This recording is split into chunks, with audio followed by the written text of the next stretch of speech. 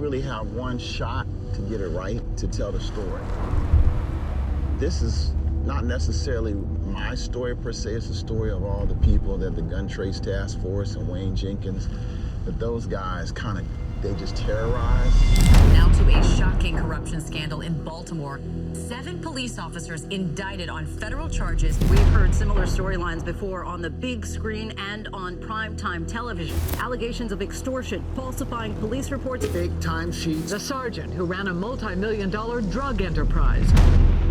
So our purpose is to tell the story and to educate the commission about what was really going on. Not with just Wayne Jenkins or the Gun Trace Task Force, but what had been going on with plainclothes officers here in Baltimore City.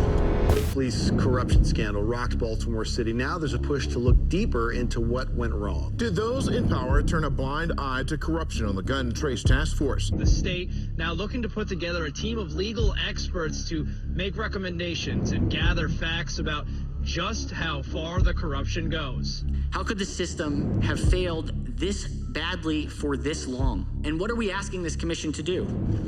What's the ideal outcome of this? That the word will get out, that I hope the victims are eventually compensated, that we will have real changes to the systemic problems and issues that plague the criminal justice system in Baltimore City, and that hopefully Baltimore City can be a model of how to fix a system that's broken and flawed. Do I think that my remarks today will do that? No. The signs were there, we just didn't pay attention. We just said.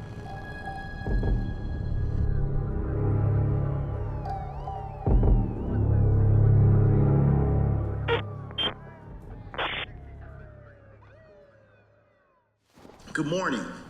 I want to thank the committee, the Commission to Restore Trust in Policing, for inviting me to speak this morning.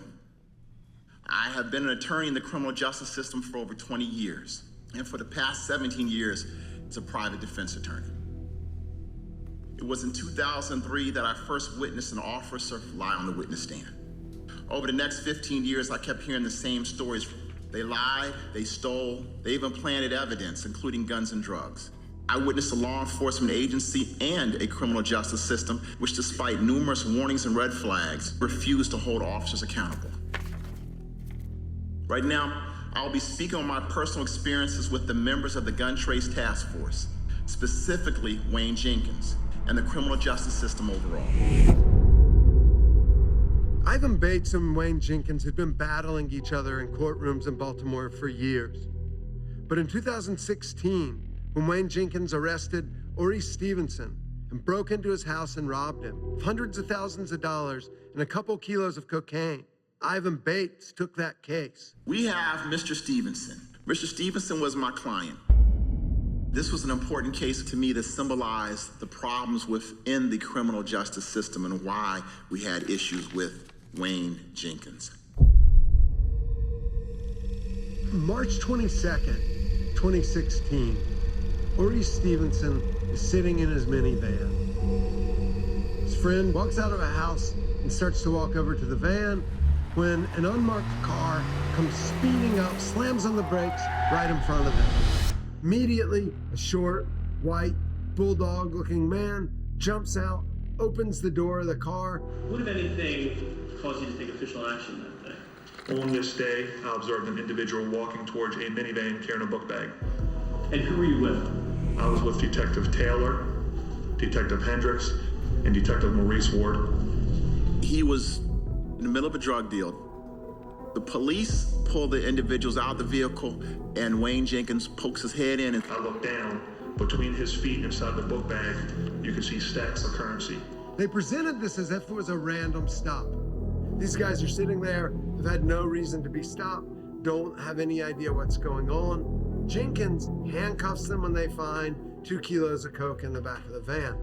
Could you describe your interaction with Mr. Stevenson? Based on what I saw and what was recovered in the vehicle, I believe that Mr. Oris was a distributor of cocaine. My nature was I wanted to find out where Mr. Oris lived at because I believed he had more cocaine.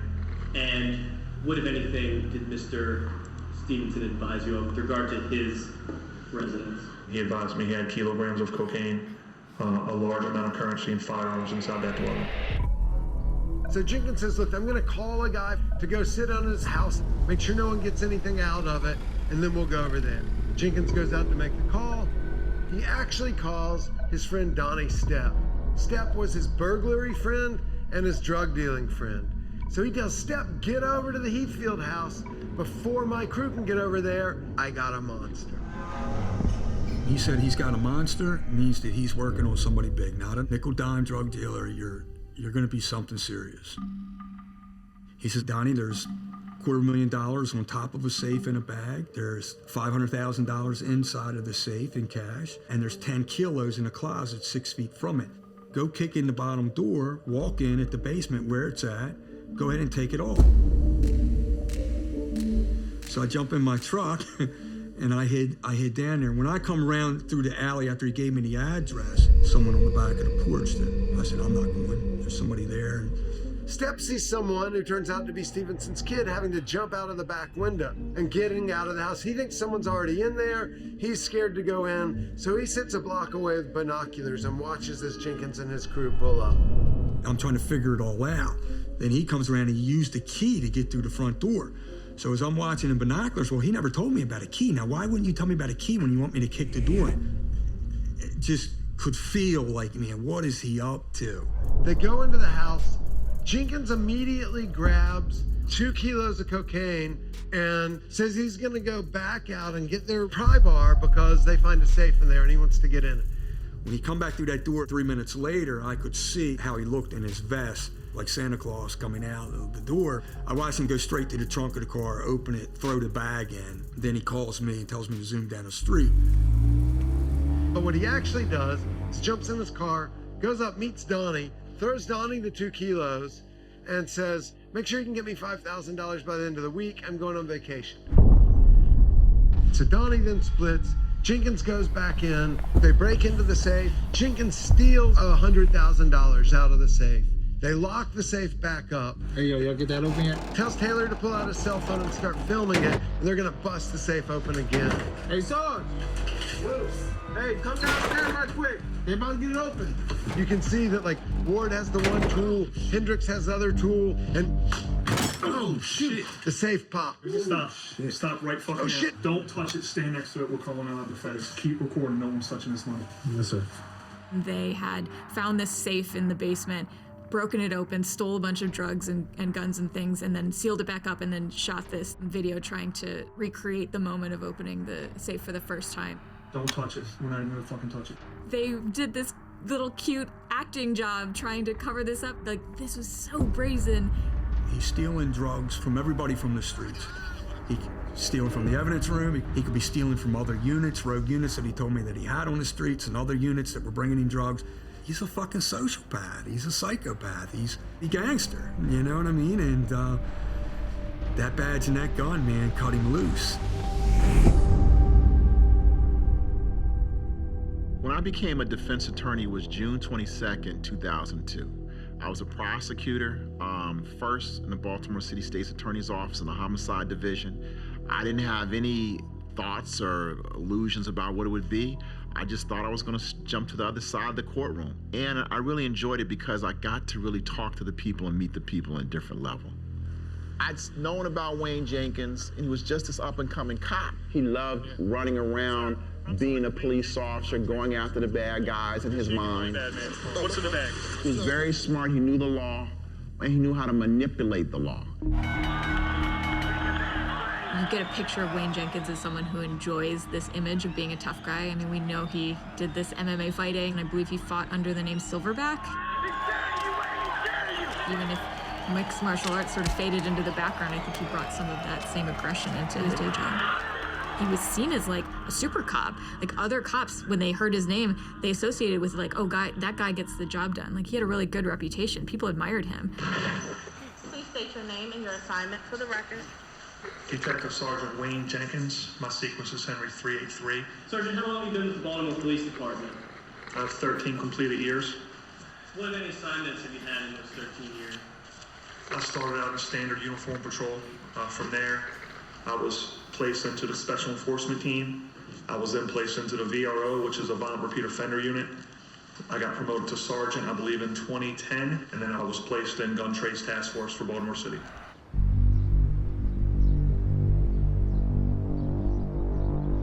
Jenkins grew up in the Bowley's Quarters section of Middle River, which is a largely white community outside of Baltimore City proper. Jenkins was a small little kid. He was the youngest of 5. His father was a Marine, and he really wanted to live up to that. I went to school with Wayne's brother, so I knew the family for 35 plus years. Didn't know that much about Wayne except that he was a super cop, obviously worked in narcotics, obviously was on TV at a frequent basis of showing unbelievable bust in Baltimore City. So eventually I get a phone call from Wayne. He says, "Donnie, I need to talk to you." He asked me, "Donnie, I get a lot of drugs and can you get rid of them?" Me with my gambling habits of tremendous amounts of money, I've lost $2-3 million in casinos. I got addicted to making money, and I love to make money. It's just who I am. So I agreed to go ahead and start taking his drugs.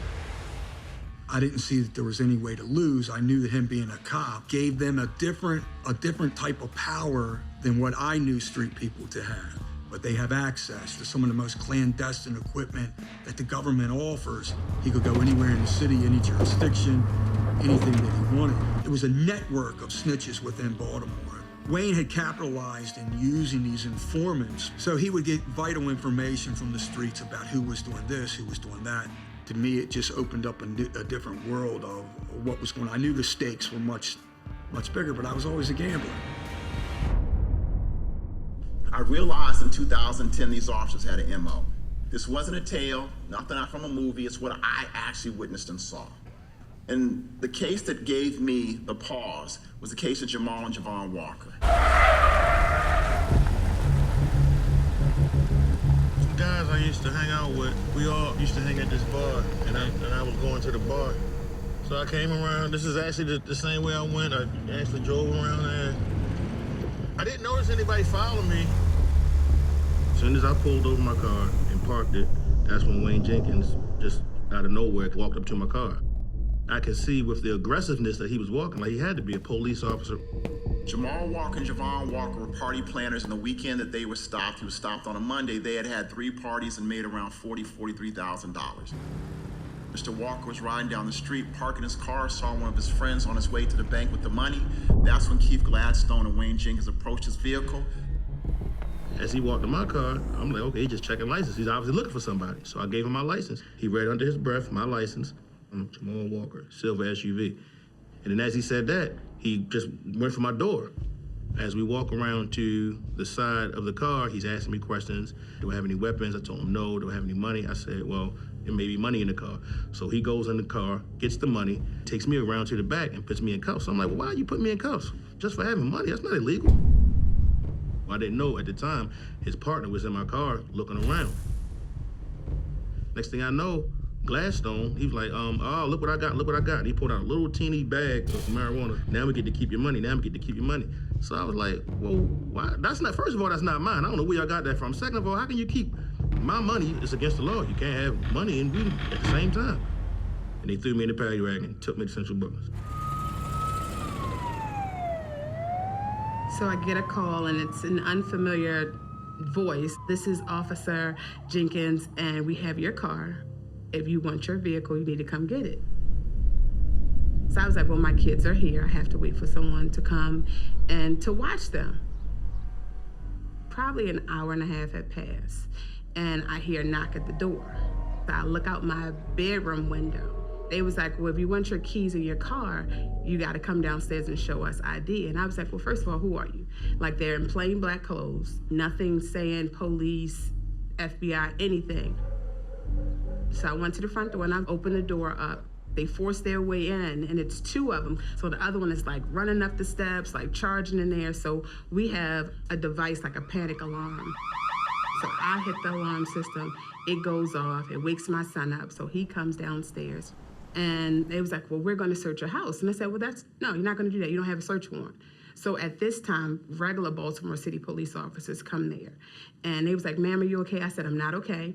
These officers, or whomever they are, do not have permission to be in my home. When I said that, they then pulled the 2 officers outside on my front porch. They come back into the house. They searched the house. They searched my room. Then they tore the basement apart. They came upstairs with white trash bag. And they was like, well, we have money and you had guns in your house. There was 1 shotgun in here. That was my grandfather's old shotgun.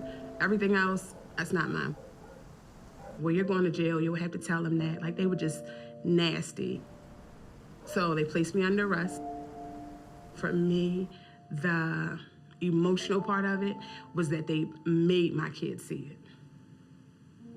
My girls and my son had to witness their parents or their mother getting into a paddy wagon.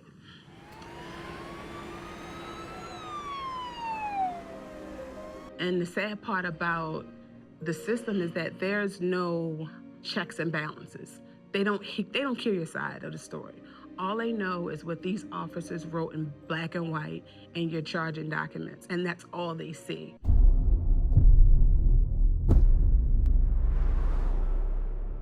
It's like, it's humiliating, it's embarrassing, and it's like, it's destroying lives. Like, we literally were unemployed for almost 2 years because you're going back and forth to court.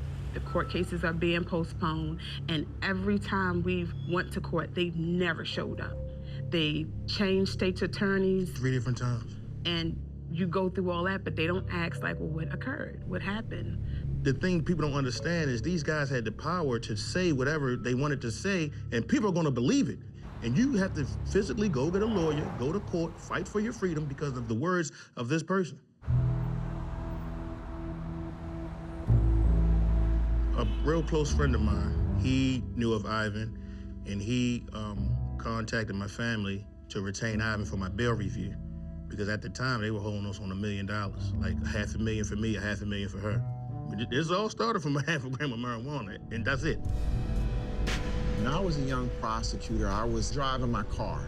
I'm lost, and I see the police have some tape that's up. I try to go around it. Out of nowhere, this white cop slams their hands on the hood of my car. He's yelling and screaming. I'm in shock. I get out the car. He throws me against the car. He's angry. He's screaming. I have my wallet, my badge. I'm shaking, and my wallet falls down. When the wallet fell down, he sees my state's attorney's badge. He turned as white as snow at that moment in time. And I realized that without that badge, I was just a black man. With that badge, I was something different. The criminal justice system is built to believe the words of officers, because if you don't, then that really erodes our belief in what's right and what's wrong. Jamal Walker and Javon Walker, they really kind of were the start to say, okay, these guys aren't really up and up. And the state is really wants to go forward. So I reach out to the alarm company, send a subpoena, and I have the paperwork showing that Miss Walker pressed the alarm button and the officer showed up. The prosecutor asked the police, were there any other witnesses? They tell her no other witnesses showed up. At that moment in time, I give her the report. It talks about how the officers arrived and closed it out. But with the prosecutor knowing that Jenkins and Gladstone lied to her, she then dismisses the case and throws it out. Sir, I'm Sergeant Wayne Jenkins with the Gun Trace Task Force. The reason you jumped me, stop there, you don't have a seatbelt on. How come you don't have a seatbelt on, sir? After the Wayne Jenkins revelation with Mr. and Mrs. Walker, I started getting a lot more cases involving Wayne Jenkins. Why can't I look and see what's going on in my car? That's what I'm asking. Also realized in Baltimore, there sort of was a culture, so to speak, that the officers would stop you. They may take your money, but they wouldn't arrest you. But Wayne Jenkins, he kind of upped the ante. He was going to plant a gun. He was going to rob you. He was going to go ahead and break in your house, and he was going to arrest you. That was something I had never seen quite before. In 2012 to 2014, Wayne Jenkins, he had his own specialized unit, plainclothes. The key here is the plainclothes division of the Baltimore City Police Department. My experience is that you have to have a plainclothes component if you're really trying to work the violence angle in Baltimore City. A familiar scene in some Baltimore communities, plainclothes police officers looking for drugs.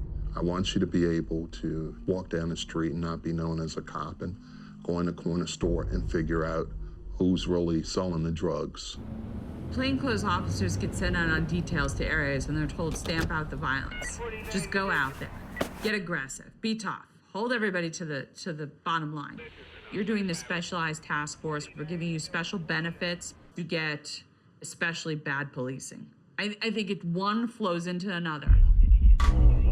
We in policing assemble these units and these task forces that are pretty much given free rein to go out there and produce results. And when I say results, I'm just talking about numbers. Their mission is to target gun dealers, trace guns used in crimes, and stem the flow of illegal weapons. You know, as long as they're bringing in the numbers, as long as they're seizing the guns, you have folks out there with the autonomy to go about their work pretty much unchecked. While executing a warrant, the gun trace task force found even more than what they were looking for. So now you've got a whole nother set of problems from creating these specialized units that, if they don't have the proper oversight of sergeants and lieutenants and managers, things go off the rails.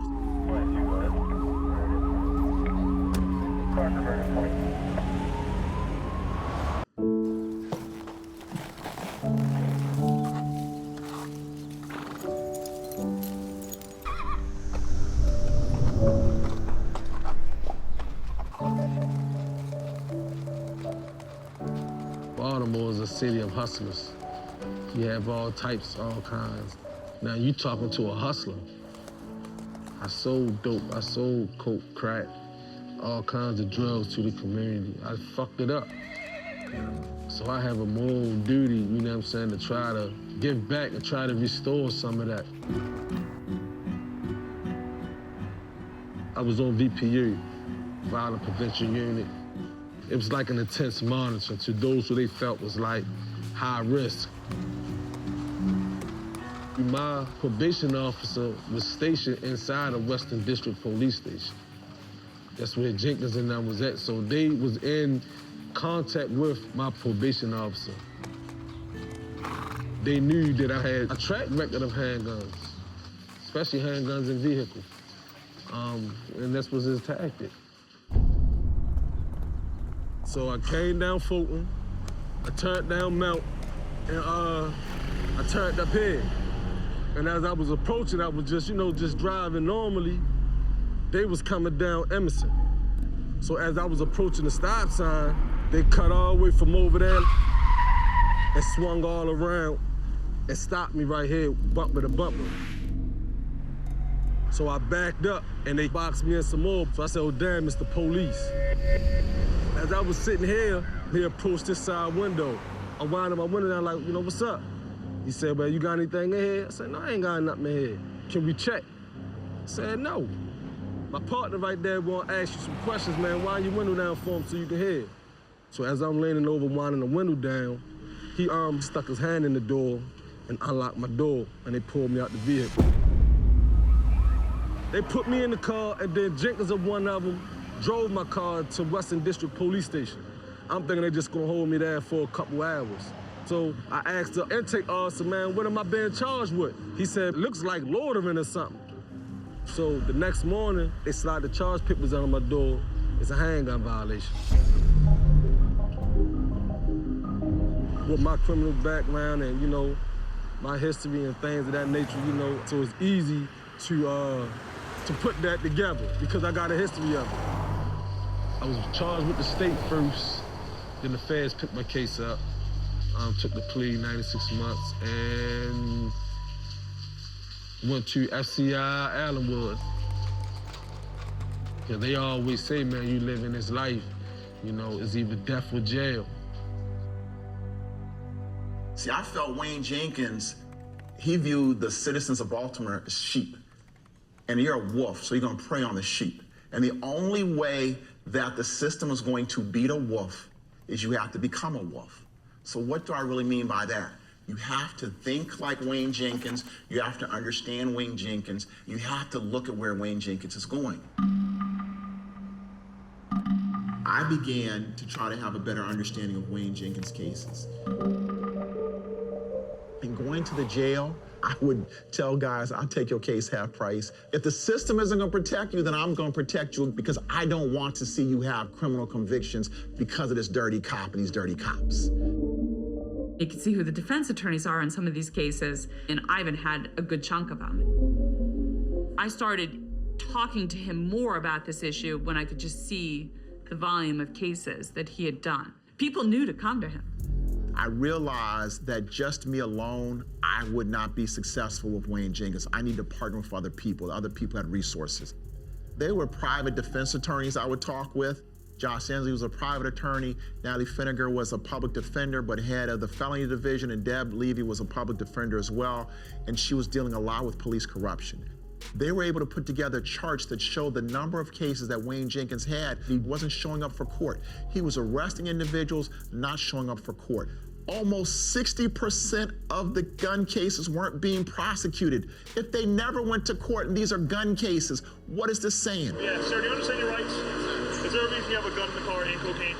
When you're not coming to court, that's telling me that you're lying, you're stealing, you're planting guns on people. Every single case in Baltimore City and in any jurisdiction turns on the credibility or the truthfulness of the officer. So if the prosecutor has information that says that this person, that as a pattern in a practice isn't truthful, under the law, you don't get to conceal it. And not only do they not get to conceal it, they have the right to see his internal affairs files. Internal affairs records are employee records, so defense attorneys, they have to fight in court to get access to that internal affairs record. And that's not just in Baltimore City, that's throughout the state of Maryland. The state of Maryland has the Law Enforcement Officers' Bill of Rights. Even supervisors who supervise these officers know who's getting complaints. They know what types of complaints they're getting for the most part. Certain commanders are so blinded by statistics and being able to brag about how many gun arrests they've made and have the press conferences where they can lay out guns and drugs on a table that trumps any sort of internal problems the officers may have. The appellate courts is their personnel records, and they have to be protected. Even though they describe things that have to do with that officer's integrity directly, maybe even with my case. If you got shit on an officer that says that he did something wrong, I want it. So they're just going to somebody's house without no warrant. It's called exigent circumstances. And there's this understanding that I won't tell anybody in the world about what's in that file. Are you fucking kidding me? A criminal defendant has the right to a fair trial under the Constitution. And under no scenario or circumstance should a criminal defendant not have access to that information. So then it begs the question, why have they been able to keep it secret for so long? The state's attorney's office would never let me have Wayne Jenkins' file. And so part of the problem is until you have the transparency, until you're going to hold the officers accountable, until the officers know that their bad acts will be known by the defense or will be known within the system is never going to work properly.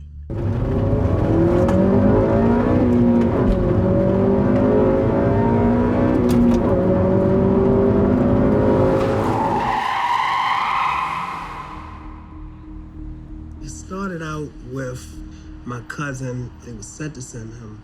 I was planning on going to sentencing at the Baltimore County courthouse. And that's the funny thing about it, because I really didn't want to go. I didn't feel like doing anything. I had a gloom feeling for the day. I was planning on staying in. Brent had called me while I was getting dressed, and he said that he was on his way to motor vehicle. So we executed a plan for him to meet me. We parked my car, I got in his car, and we drove approximately 2 blocks. He received a phone call, so he pulled over.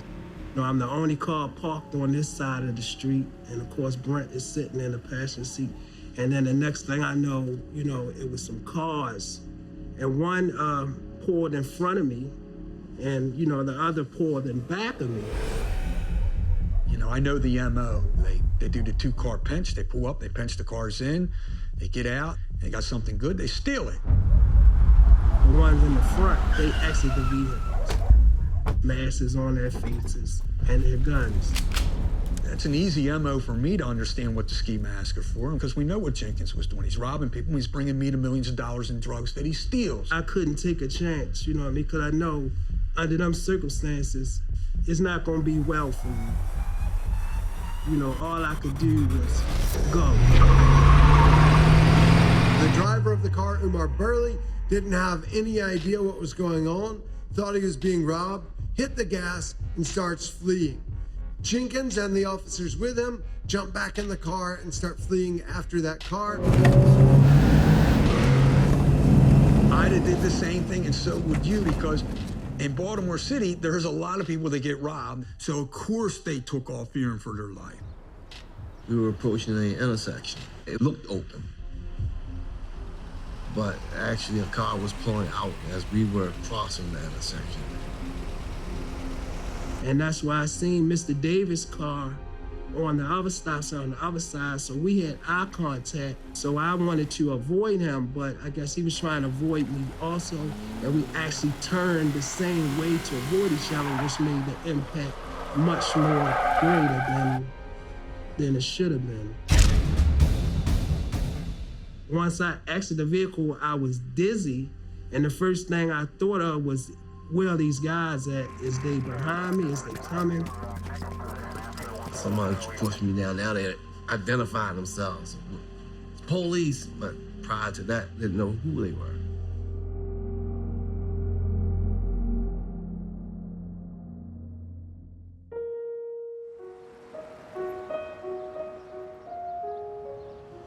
It wasn't until I got to the booking center that I actually found out what they claimed they found.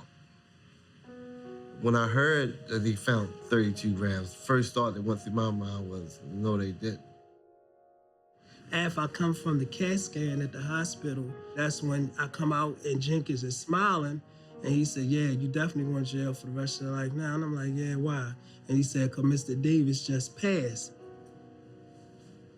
Tears began to trickle out my face. What have I done? What have I played a part in? This man is dead, you know, and I haven't been the same since. When I got to Western District, Brent was already in the bullpen, and I could see the expression on his face because he was shaking his head as I walked in, like something was messed up or whatever.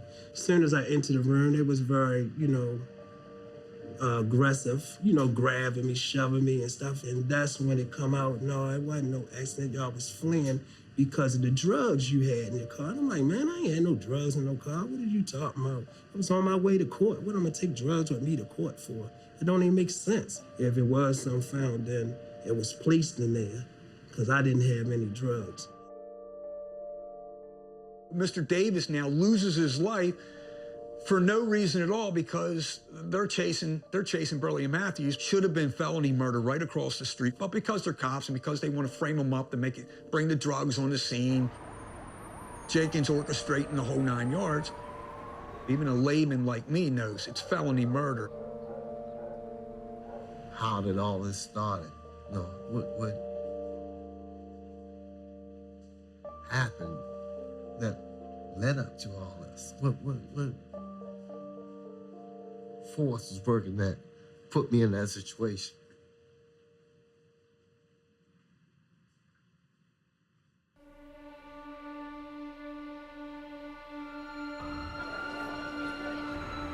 In June of 2016, Wayne Jenkins becomes the sergeant of the Gun Trace Task Force. That was a big promotion.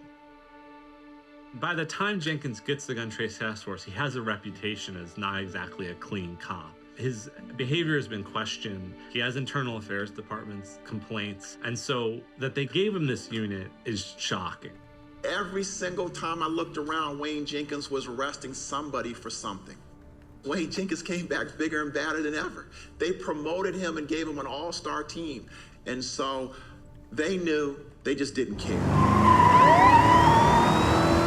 He didn't disband his SES squad. He's got already his crew of Marcus Taylor, Evodio Hendricks, and then you had Maurice Ward, and then they moved these guys over to a unit that contains Jamel Ram, who's an expert at busting up into people's houses and robbing them, and was well known in the state's attorney's office as a liar.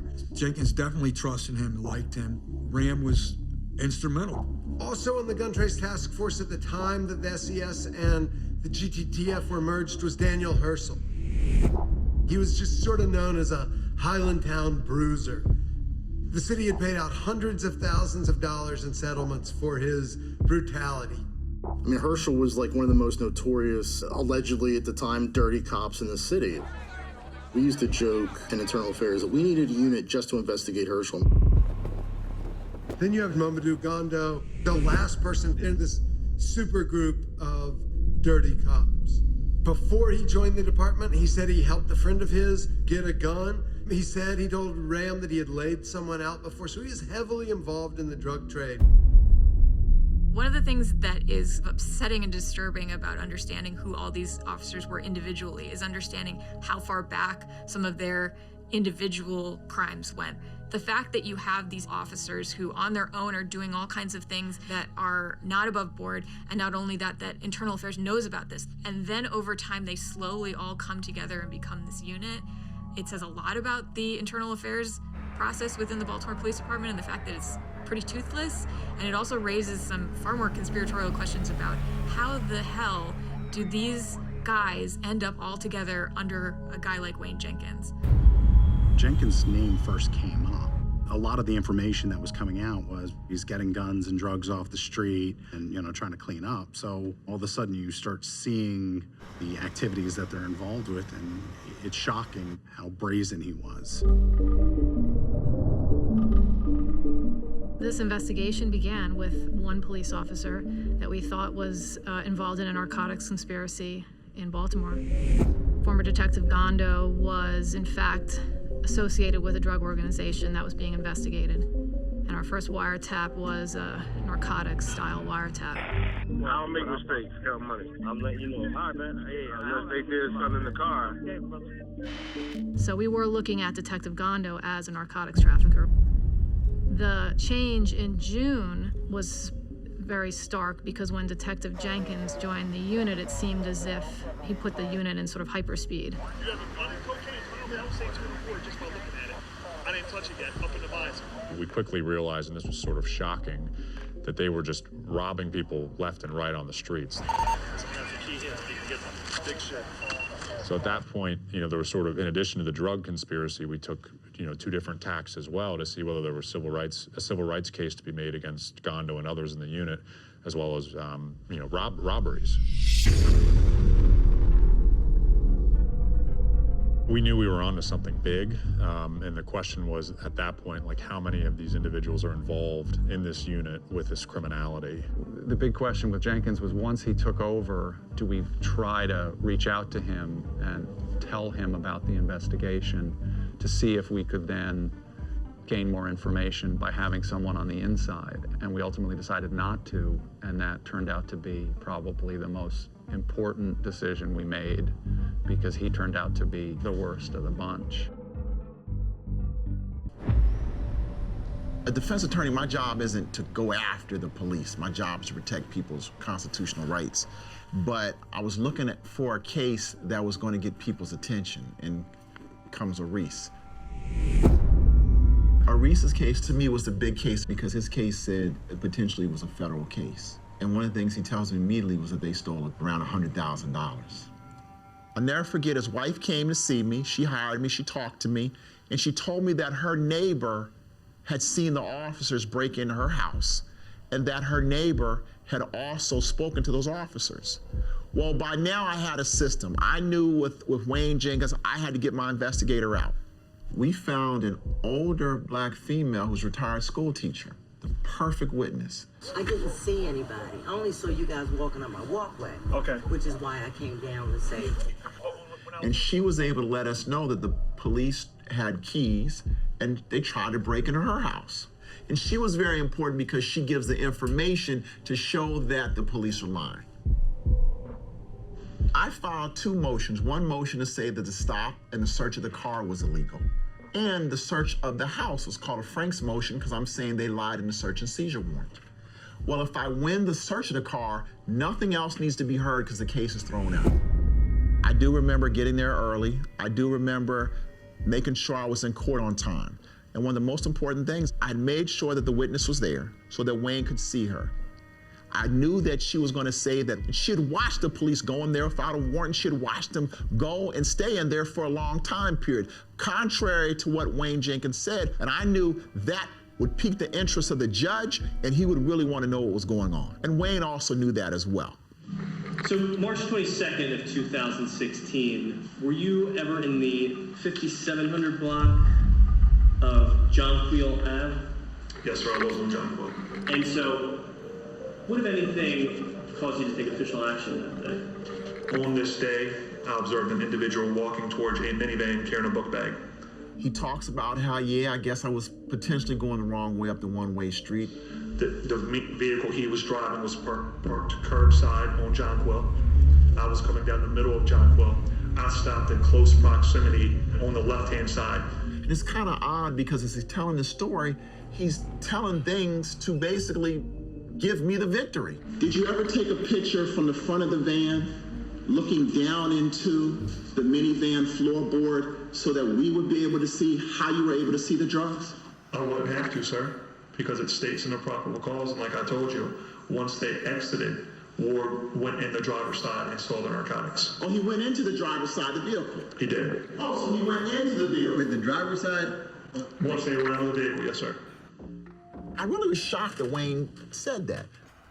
Officer Ward put his head inside the window, looked on the floor, and saw that there were drugs. Well, that there, game over, it's done because you broke the plane in my client's vehicle. It's an illegal seizure, and therefore the case is over. I knew that that was an illegal seizure. I knew that Wayne knew that. If you didn't understand the game that Wayne and I were playing, you would think that Wayne was just being a truthful officer. When Wayne testified, he threw the case. I knew he threw the case because he was afraid. Because one, he could see the witness sitting outside. If we got to the house, we were going to talk about the over $100,000 and some that Wayne Jenkins and the rest of the gun trace task force had stolen. And Wayne knew the damage that she could do to him. After that, they all start to get nervous. Jenkins decides he's going to go and take a paternity leave, and he was going to take off 3 months. And when he comes back, he also starts trying to engage his old crew in heists again. So Jenkins gets the crew together, and he pulls out this big duffel bag, lays it down, unzips it. There are grappling hooks, masks that looks like skulls, machetes, all sorts of really scary looking stuff. And he says, hey, we're gonna hit Oris Stevenson again. Ward says, why would we do that? We just arrested the guy and he just got off and stuff. And he says, no, you misunderstand. He wasn't talking about arresting him. He was talking just about robbing him. Ward wasn't into it. Ward was trying to get out of the crew now. Hendricks had already talked to Jenkins about getting transferred. Gondo and Rayam were staying away. Everyone is thinking he's gone too far. He's out of control. He off the chain. That nigga off the chain. Yo, he's off the fucking chain. He's off the chain. He is off the chain. Yes, sir. We wanted to bring the case down as soon as we could because of the danger they posed, but we had to have enough evidence to actually make the charges stick, and that was something I think we struggled with kind of every day. So we turned our focus to identifying the victims. It was very challenging to approach the victims because they were very suspicious of what our true motive was, given their interaction with the police and how they've been victimized in the past. We would tell them we're not interested in what you did or didn't do, whether you were selling drugs or not. That's not why we were here. And they would tell us, you know, every detail, some of which we knew, and a lot of which we didn't know. And there wasn't a single victim that had lied to us. And we had talked to dozens and dozens of people.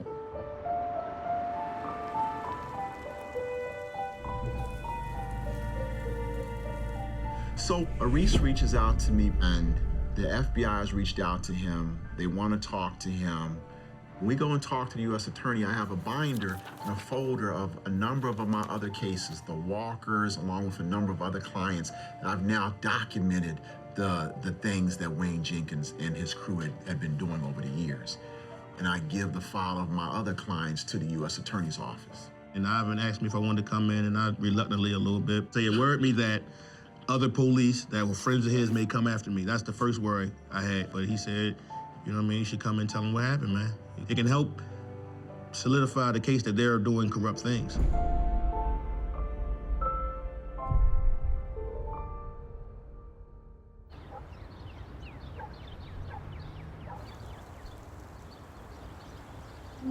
So then Jenkins was also, as he was always, doing double and triple crosses and working on numerous plans at a time, and he kept trying to push Stepp to work with Gondo. But Stepp was starting to get more reluctant. He's trying to convince me that it's good for me, that I can make $10,000, $20,000 a week by supplying Gondo. But he always knew that I never wanted to deal with anything, and I didn't want the exposure with the other members of the Gun Trace Task Force. I just didn't want it. But he is adamant and won't stop about this thing. It's good for you. And I said, no. I said, you do it. I was on to him.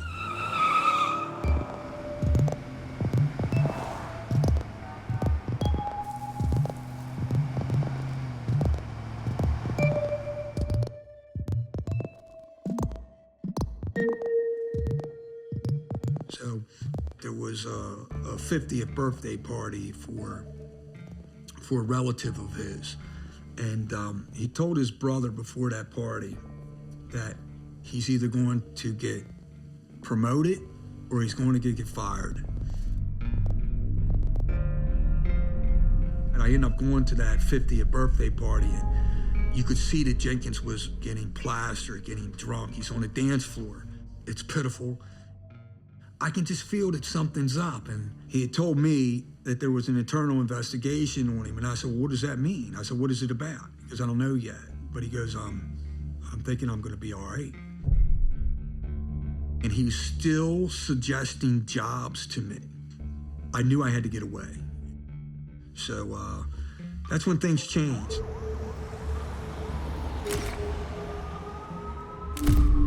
Jenkins then reportedly went the next day to his commander, Chief Sean Miller, who ran the war room, and asked, you know, is anything wrong? I'm supposed to go to IED, and Miller tells him he has nothing to worry about.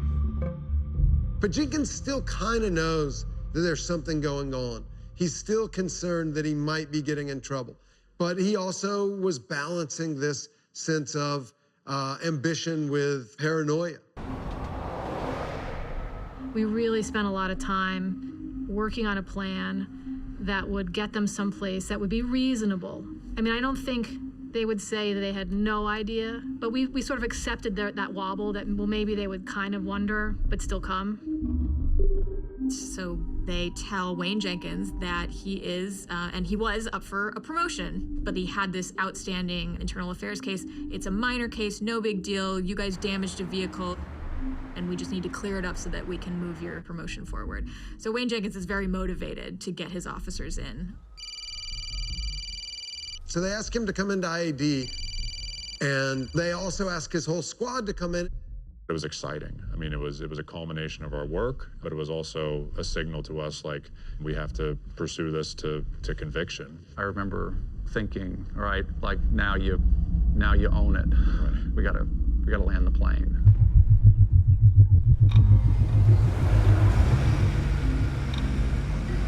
For me, the primary thing was, how do we arrest all these police officers without either one of them turning a gun on themselves or turning it on the FBI as they arrest them? How do we do this without the first one gets arrested and the other 5 of them figure out what's going on, and now we've got police officers that are on the run? So one by one, they go in,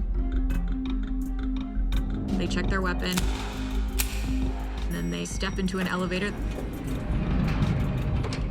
that takes them to the 2nd floor.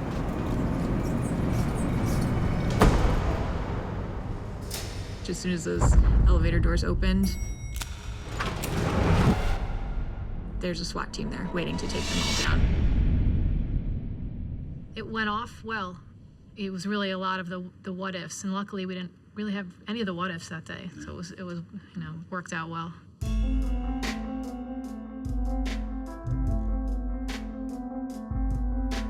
From my interview with Kevin Davis, he said one of the things he asked to do was actually be there and look each of those officers in the eye. And he said that every single one of them looked down at the floor, except for Wayne Jenkins.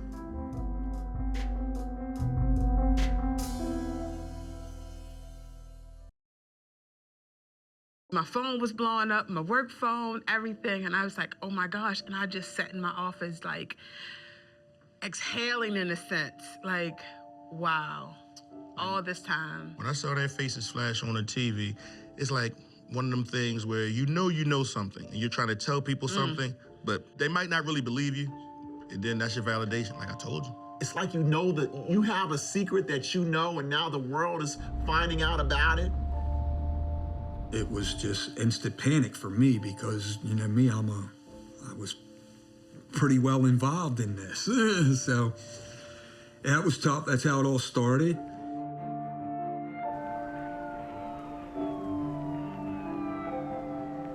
In the feds, it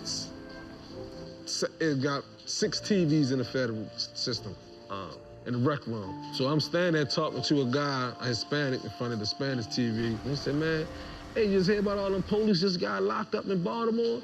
He said, boy, you fuck around, be going home. I said, man, shit like that don't happen to me. Get the fuck out of here. He was, man, he said it was Jenkins and them who got indicted by the feds. So I'm like, whoa, this shit real.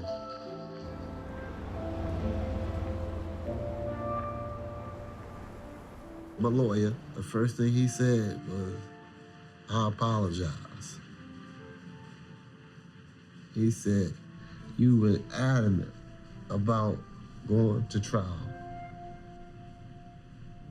When this case broke, you were the first person I thought about. Jenkins' guilty plea includes 2 counts of racketeering, 2 counts of robbery, 1 count of filing false records, and 4 counts of false arrest. I'm just glad that their actions did come out. The maximum sentence for all counts is 100 years, but by entering a plea agreement, prosecutors recommend a sentence of 20 to 30 years. It's approximately 7:30 in the morning, and I'm getting ready to go self-surrender to a minimum security federal prison camp. I gotta go to the United States Federal Courthouse in Baltimore City. Then from there, I'll be free to move on to Morgantown, so we can go start and get this over with.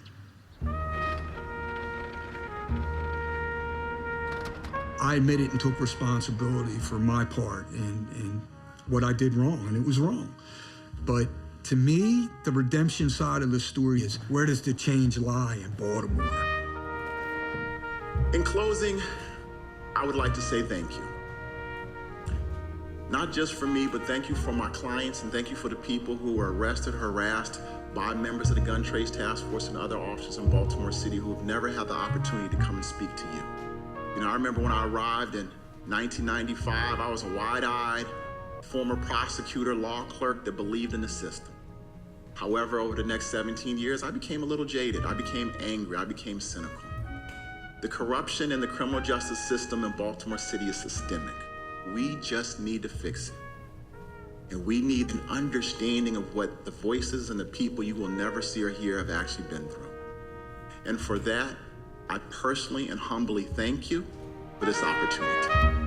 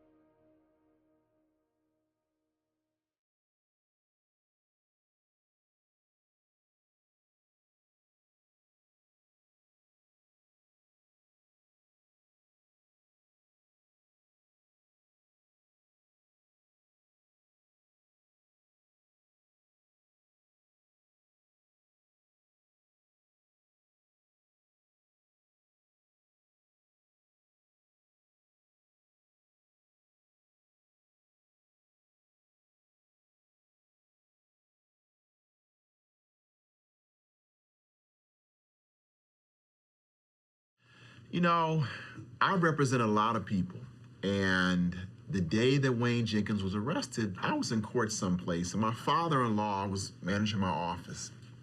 He gets a call, and it's a call from a woman whose husband had just been arrested.